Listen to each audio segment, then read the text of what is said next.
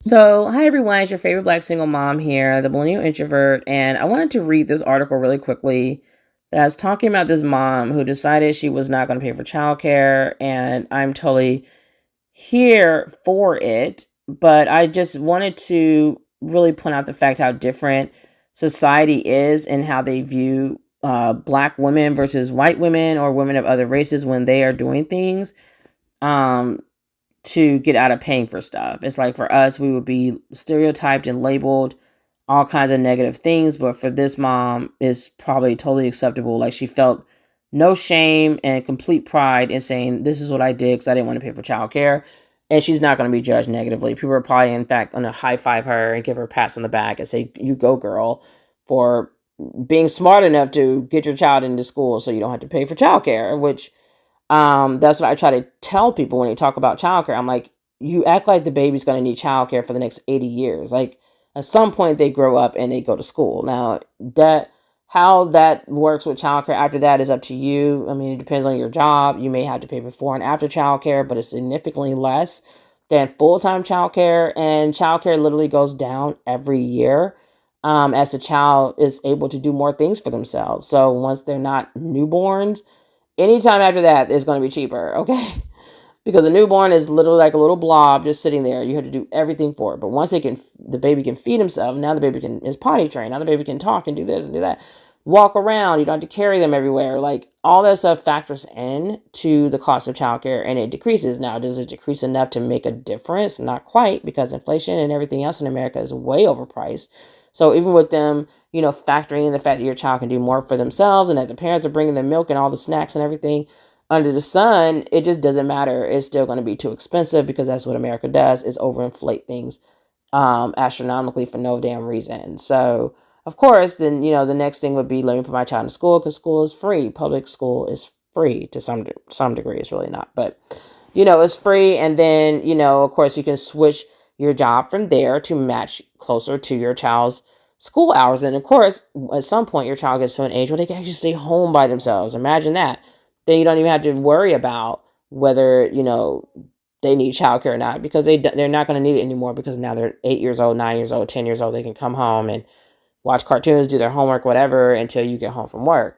So let's go ahead and jump right into this video and into this article written by this mom, Elizabeth Blackwell, on February 2024. So it says, I couldn't afford full-time childcare, so I had my daughter start kindergarten early. I don't regret my decision. So you see right there, right in the beginning, she's full of defiance and attitude, and she does not care what anyone has to say, and she's not going to be parent shamed or mom shamed or welfare shamed or whatever shamed into saying, oh, you should have paid for childcare and not put your daughter in school early. She doesn't care. So that's really the reason why some people, a lot of certain populations, groups get away with things. They just don't care. And that's literally the attitude people have to start getting if they want to get ahead. Because caring about what people think is probably the fastest way for you to like destroy your life. If you really, I mean, why do you care what other people think about your life? But anyways, so when my daughter Claire arrived a few weeks earlier than her due date, I was mostly relieved that she was healthy and I got an epidural in time. It wasn't until a few years later that I realized her mid-September birthday meant she'd narrowly missed the cutoff for kindergarten admission. In many places across the country, including my town, children must be 5 years old by September 1st to start school. I continued working as much as possible, paying for full-day childcare twice a week. Things got more complicated when I had twin boys soon after Claire's 4th birthday. Childcare for 3 children cost as much as I was earning. But when I heard that my local elementary school sometimes made exceptions for children with September birthdays, I jumped at the offer. I didn't think my choice would be so controversial. Clara seemed interested in school, not to mention shopping for a princess-themed backpack, but the school rightly didn't just take my word for it. We met with the principal and a counselor who asked Claire basic questions and gave her some basic drawing tasks. This wasn't IQ level testing. It was more to assess whether Clara could sit still, focus, and take direction. To my great relief, Clara passed the test, but as soon as I started sharing the good news, well-meaning friends and relatives began to warn me that I might be making a terrible mistake. Hadn't I considered the repercussions for Clara later on? She'd be the last to get her driver's license in high school. In college, all her friends would go out drinking without her. I began second-guessing my decision. Was I pushing Clara into school because it would save money? Was it because having her out of the house most of the day while I focused on the twins would be nice? Maybe I was setting my daughter up for a lifetime of anxiety and disappointment for my own selfish reasons. It felt like a terrible weight. Being responsible for the happiness of a future teenager I knew nothing about. I had to trust my gut instincts and her bank account. Might we add. My sister-in-law and mother of three was one of the few people who told me to go for it. And mind you, this woman sounds like she actually has a husband while she's still saying, I don't have the money to pay for childcare for three kids. So yeah. So she also mentioned like her daughter, it would be nice to have her daughter out of school so she can tend to the twins. So it's like telling me like, okay, so you were a stay-at-home mom at this point as well. So the sister-in-law, a mother of three, was one of the few people who told me to go for it. Clara's definitely ready, she's told me. She might always be bored in school if you wait. Okay, so let's continue. Exactly. When Clara was a newborn, I often doubted the mother's intuition that I'd read about in many parenting guides. How was I supposed to know why my baby was crying? Was I a terrible mother if I couldn't figure it out? Over the years, though, I'd learned to pick up on my daughter's signals. I knew when she needed a nap. I knew when an impending temper tantrum meant she was hungry. I learned to trust my instincts, even when they went against conventional wisdom. Clara wasn't some kind of precocious genius. She was just a curious little girl who was ready for new experiences and excited about spending more time with kids her age. She was ready for school. Years later, my daughter assured me I'd done the right thing. As Clara proceeded through school, she was indeed the youngest person in most of her classes, though that never seemed to bother her. She got her driver's license long after everyone else, and she couldn't go to bars until her senior year of college. Now that her college graduation is approaching, I feel as if I've come to the end of a decades-long research experiment. And my now adult daughter has turned out just fine. No one gets through adolescence without some drama and self-doubt, but Clara recently told me she's glad I didn't hold her back. I'd have been bored, she told me, echoing her aunt's long ago warning.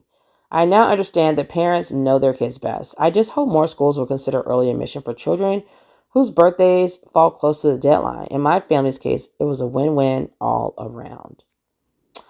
And that's a great article, but let's just also say, it's smart, honestly. It's really ridiculous once more how America wastes those really informative years of teaching children.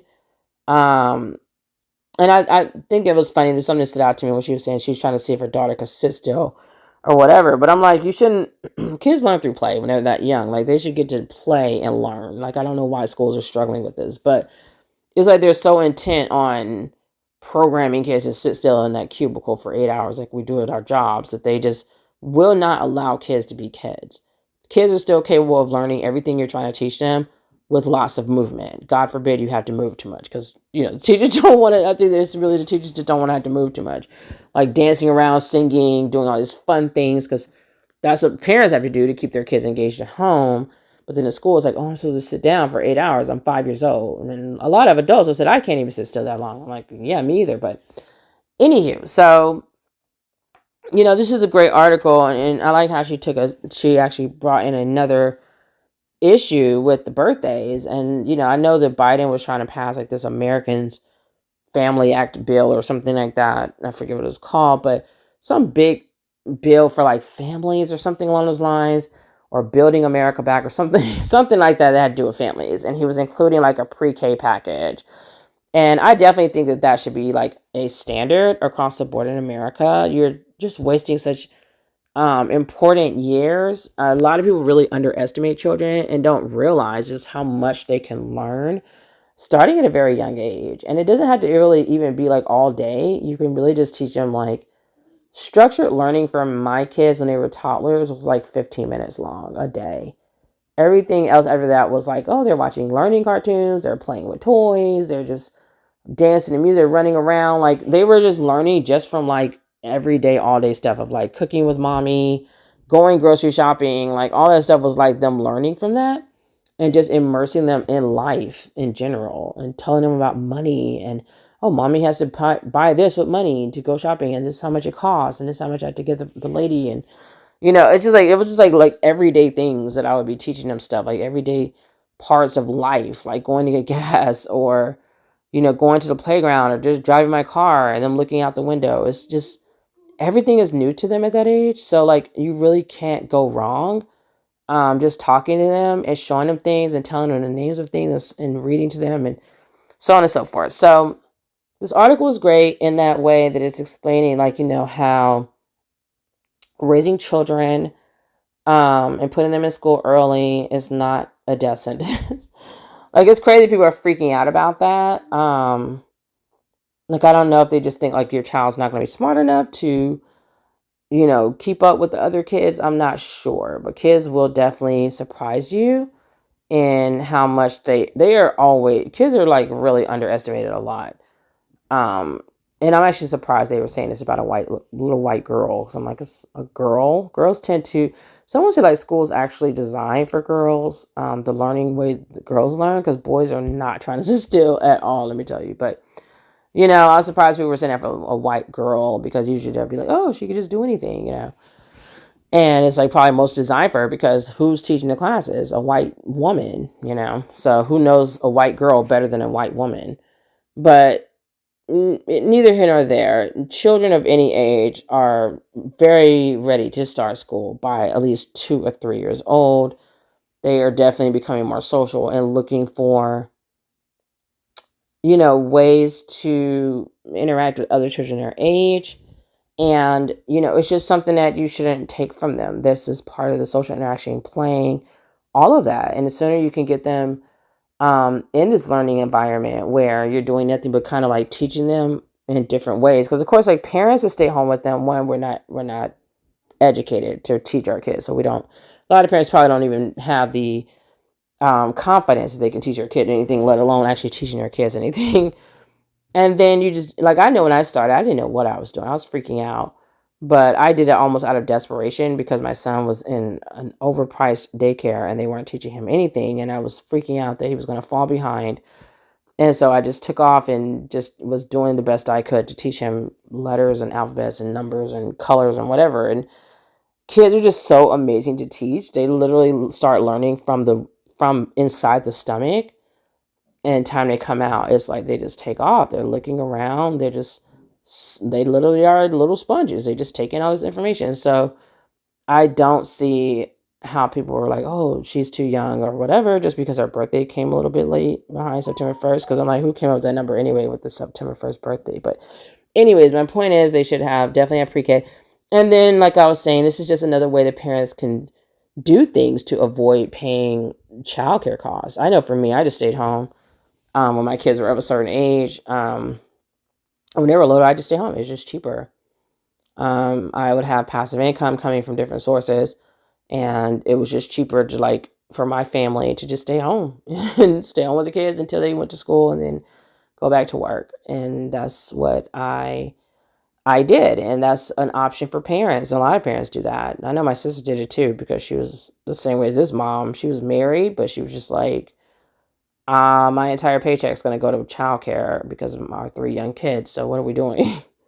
So my brother-in-law was working, and he was in the military at the time, and she just left her government job and stayed home with her kids. And that's what families do. And then once they start school, then parents can go back to work. So let me know what you all think about this and just the whole dynamic of it all. Like a mother who seems like she's married doing this and having no shame, and let's talk about that. Like, just getting rid of the shame of parenthood, of motherhood, of single motherhood, and not allowing people to control you with their thoughts or whatever they're saying to you. Like, trust your instincts, trust, yourself, and that you're making the best decisions for yourself and your family, and move forward, move forward accordingly. And to heck with the naysayers and the people who have something negative to say, because at the end of the day, like this mom said, her daughter grew up, she was right about her daughter, and you know more of what's best for your life and your children's lives and your family's life than other people do, because you're living it. So, and not only are you living it, but you have to live with your decisions too. So if she would have listened to these people, like, she's the one that would have been out of pocket. Her daughter would have been bored probably because she was too smart to start later for the school to be in that same grade.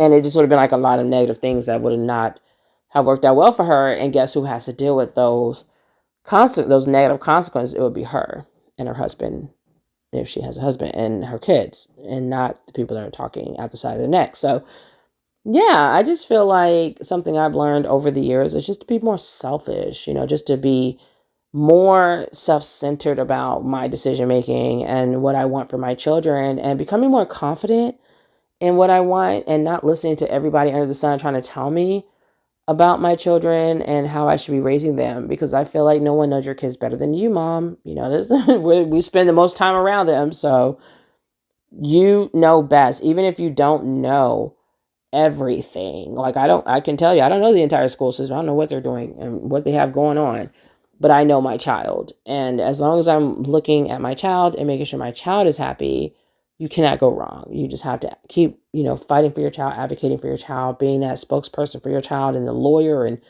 everything else your child needs, until they can take care of themselves. When they turn 18, they can fight for themselves. Of course, you'll probably still be there helping them along the way, but don't ever second guess yourself just because you're feeling like, oh, this is not my industry, or they're the experts, and no, they're not. You're the expert of that kid, and you may not know all the medical things or all the school things that they're talking about, but what's best for your child. You know what doesn't feel right and what is right for your child, and you just have to trust yourself and trust your gut and move forward with it, and just pray on it and hope for the best. And that's usually, I feel like mothers are going to be right about the decisions we make, even when they are going against social norms or whatever.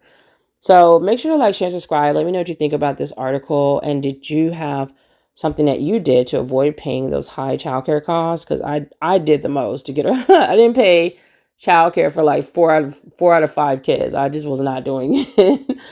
I feel like it was a way of protesting the government doing the most with America's high rising cost. But yeah, we did different things to pay for having our children, the child care aspect of it, not paying for those costs, and still having income coming in and moving on forward with our lives and doing other things, just doing a lot of different things from the status quo to make the best decisions for our family.